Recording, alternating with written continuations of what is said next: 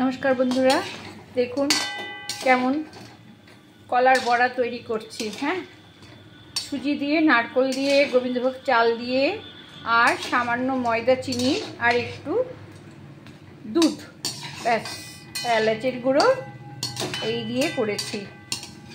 দেখুন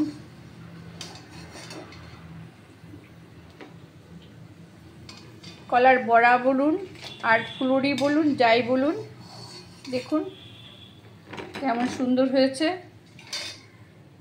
এই দেখুন,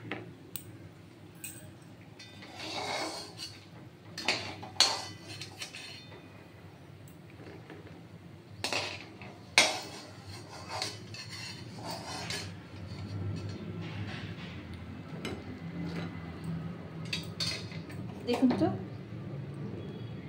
কলার বড়া কেমন হয়েছে, সুন্দর হয়েছে না? দেখেছেন? গরম, কিন্তু এটা ঠান্ডা হলে একদম ফুসফুসে হয়ে যাবে। এটা আমি খুব গরম ভেঙে দেখাতে পারবো না, আমি ঠান্ডা হলে দেখাবো।